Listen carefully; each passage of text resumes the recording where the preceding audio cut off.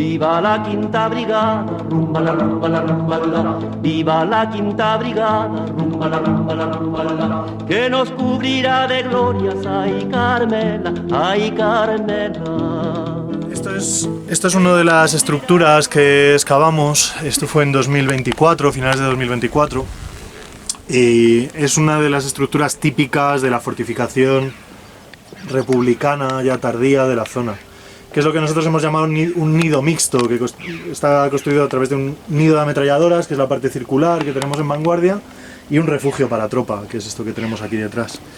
Y bueno, a nivel estructural lo que nos quedan son los muros y algunas de las aspilleras para disparar, porque la cubierta fue expoliada en parte, estaba cubierto pues por una semicúpula, ¿no?, de cemento, ladrillo y ferrallas. Entonces las ferrallas las expoliaron en posguerra, pero todos los restos de ladrillo nos lo hemos encontrado en excavación. De hecho tenemos ahí en un lateral que dejamos ahí guardado por, bueno, si algún día se restaura o lo que sea. Entonces, claro, bueno, esta es una de las posiciones de primera línea que tenemos en parte enfrentada a las posiciones enemigas, a las posiciones sublevadas. Allí está el Canchal, que es ese cerro pelado que hay allí, y sobre todo lo más visible es las Navas del Marqués. El castillo de las Navas del Marqués, que se ve perfectamente desde aquí, pues era el puesto de mando del sector. Y claro, estas estructuras están en parte enfrentadas, ¿no?, a esas posiciones franquistas de delante, y en parte también cubriendo esta vaguada que tenemos aquí, que es lo que se conoce como la vaguada de Navalespino. En la otra ladera tenemos también otra serie de fortines, que era un lugar predilecto pues para las infiltraciones desde el campo franquista, ¿no? Tenemos el caso, a partir del verano de 1938, hay varios intentos de rodear esta posición, que la conocían los republicanos como la posición Las Mesetas. Entonces ellos, bueno, uno de los ataques que hicieron fue entrar por la vaguada para intentar estrangular, para intentar rodear la posición republicana. Más abajo hay como una primera línea de parapetos, que algunos son de estas estructuras ganaderas reutilizadas, ¿no?, parapetos de piedra seca, y luego hay un parapeto que une este fortín con lo que vamos a ver a continuación, que es quizá la parte más espectacular, que es un observatorio y un refugio de retaguardia, que era el observatorio principal de todo el sector.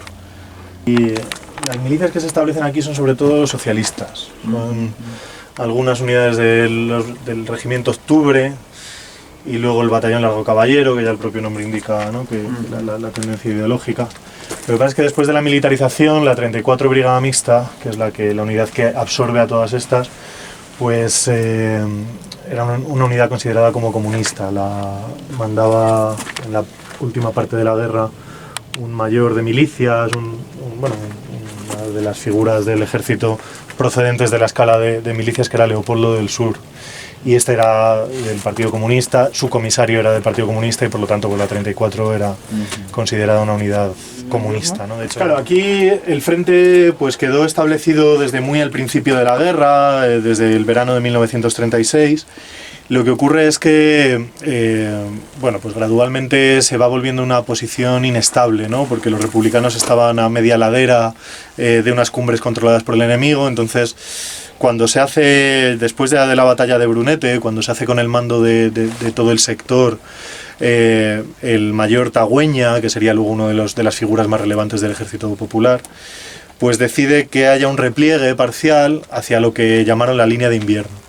La línea de invierno era una serie de posiciones favorables para ellos, ¿no?, favorables para la defensa, no construidas, eso es, no construidas de forma improvisada como eran las anteriores, y que, bueno, pues que prevé toda una serie de construcción de fortificaciones, parapetos, nidos de ametralladora, de mampostería, como en el que estamos, para ahorrar en personal, para ahorrar en material de fortificación y para, bueno, pues consolidar la línea, digamos. Sí. Lo que tienen la mayor parte de las posiciones que hemos documentado pues son chimeneas, algunas más pequeñas, otras más grandes, pero no hay ni una sola posición sin chimenea. Cuando hemos excavado las chimeneas, lo que nos hemos encontrado es el gran aporte de ceniza de las últimas fogatas, ¿no?, de la guerra, y en la ceniza restos de alimentación. Aquí se comía muchísimo peor que en la zona franquista en los últimos meses de la guerra. El bloqueo al que se sometió la República, pues bueno, tuvo unas consecuencias, sobre todo para la población civil, pero también la población militar. Es una población bastante elevada para estar en un sitio tan pequeño, entonces esquilmaron rápidamente tanto las vallas silvestres que podían crecer, como los conejos.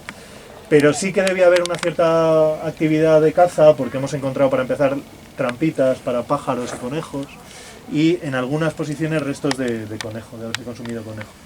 No mucho, muy testimonial, pero bueno, sabemos que se cazaba para complementar este rancho tan pobre. Lo que sí que hemos encontrado, muchos restos de medicamentos, de suplementos vitamínicos, en la otra posición hemos encontrado un bote de cicatrizante, pues eso, también relacionado con la falta de alimentación que tenían o con los episodios de combate. 228, que sería, no sabemos, pues ¿no? No lo tenemos muy ubicado, pero debía ser uno de los números de compañía, de batallón que había aquí. Sí, pero...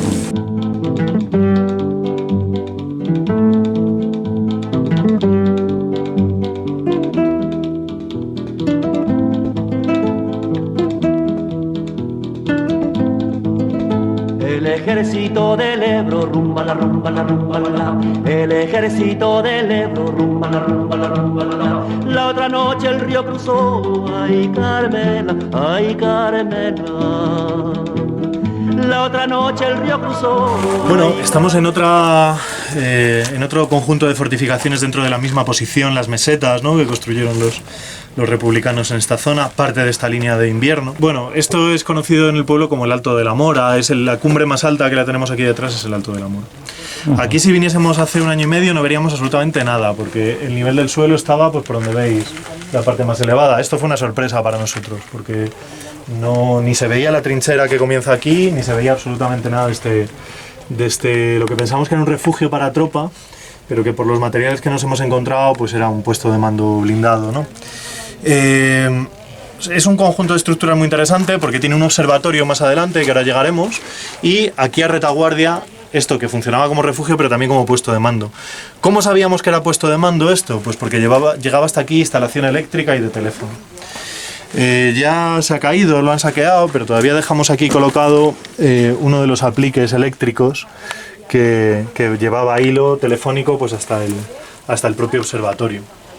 Y claro, aquí en algunas zonas casi 3 metros de escombro, de colapso, pues nos encontramos un suelecito completamente bien preservado del último momento de uso del final de la guerra.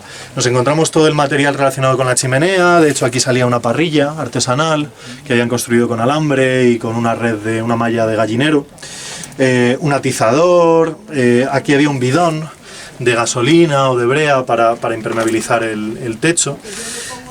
Un montón de munición no disparada pero sí abierta, utilizada para encender la chimenea con la pólvora. Y bueno, pues realmente mucho material vinculado a este puesto de mando. Nos salieron varios tinteros, una pluma, claro, eran lugares donde estaba la burocracia del Ejército Popular, ¿no? Sí. El tema del teléfono es muy interesante porque gracias a la comunicación telefónica que tenían todos estos observatorios se pudo hacer el primer derribo aéreo nocturno en la historia de la Guerra Civil, que fue de un bombardero franquista durante la batalla de Brunete, que fue derribado junto al Cerro de la Cancha en Robledondo, que es una de las pedanías de Santa María de la Alameda. Gracias a llamar rápidamente en cuanto observaban a la aviación enemiga, podían enviar la patrulla de caza nocturna que se formó en Alcalá de Henares, y había unos 10 minutos de trayecto hasta aquí, con lo cual lograron interceptarlos al retorno del frente de Brunete a estos aviones y derribar a este Junkers alemán, pues eso, frente a estas mismas posiciones de Robledondo. De Robledondo, sí. Aquí tenemos algo de lo que venía comentando antes, y es que esto de lado a lado pensamos que lo que hubo aquí fue una traviesa de ferrocarril utilizada como apoyo para colocar una mesa o un banco.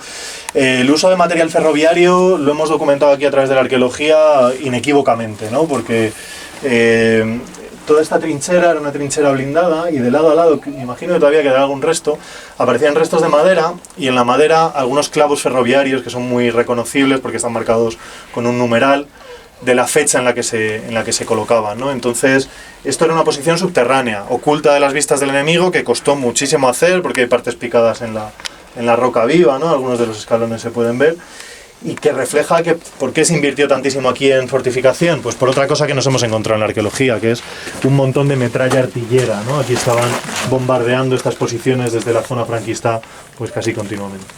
Esta es la cota del techo, que lo recreamos nosotros para hacernos un poquito la idea de hasta dónde llegaba. Ay Carmela, ay Carmela. las fuerzas invasoras, rumbala, rumbala, rumbala, ya las fuerzas invasoras, rumbala, rumbala, rumbala, buena paliza le dio, ay Carmela, ay Carmela. Buena paliza le dio, ay Carmela, ay Carmela. Las tabas. Así es. Y aquí el techo que ya no está. Eso es. Esto es uno de estos, bueno, es el principal observatorio de la zona.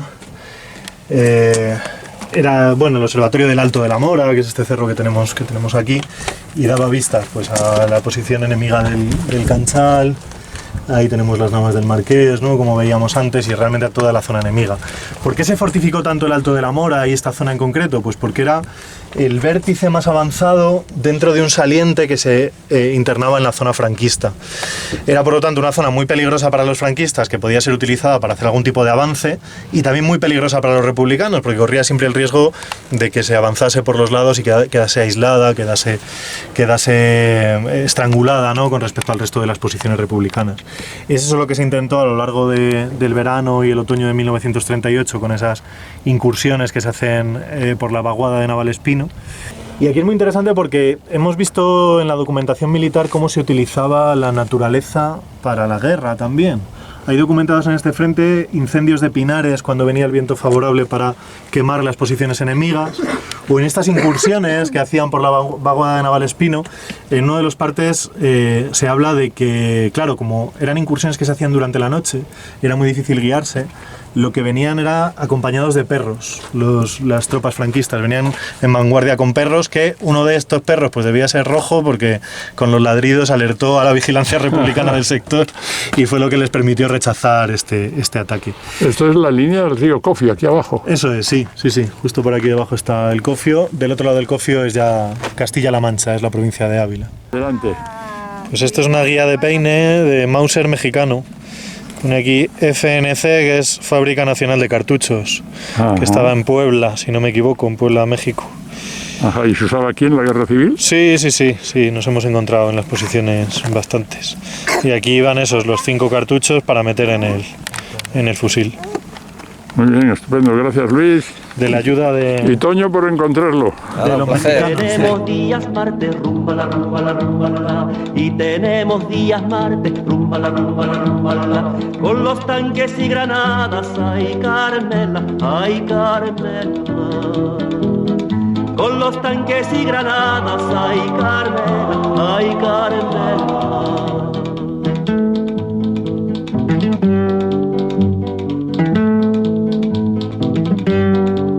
Bueno, pues estas son las primeras estructuras en las que intervinimos aquí en el Alto de la Mora de Navalespino, que debió ser en finales de 2022, si no me equivoco. Y es un poco lo mismo que hemos visto en el primer nido, lo que pasa es que aquí separado, el nido de ametralladoras, y aquí tenemos como el refugio a retaguardia, también con su chimenea y demás. Lo que tenemos aquí es el valle de la estación de Santa María, y del otro lado de la vía del tren, lo que tenemos es este cerro alto que hay con unas antenas en la parte de arriba, que es el Cerro de la Atalaya. En la primavera de 1937 los republicanos trataron de tomar el Cerro de la Atalaya. No lo consiguieron muy brevemente, entonces se quedaron unas posiciones a media ladera, donde veis que acaba el pinar. Desde aquí se puede ver otro tema interesante, que es el puente Recondo, que es uno de los viaductos del ferrocarril, que es el ferrocarril Madrid-Irún.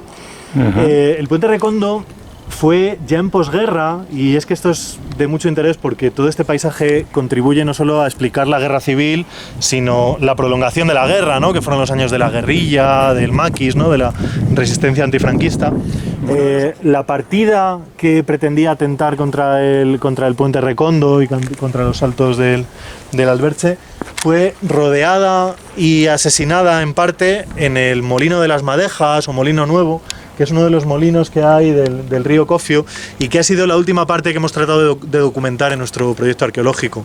Ahí la Guardia Civil y fuerzas del Ejército de 1945 pues rodearon a una partida de unos 8 guerrilleros y acabaron con la vida de la mayoría. El resto fueron hechos prisioneros y fusilados más tarde junto al propio Cristino García Grande. Lo del fondo es Robledo, ¿no? Sí, la Suiza. La Suiza y y el Almenar allá. Unas fotos, en la agencia F hay unas fotos Vale. muy dramáticas.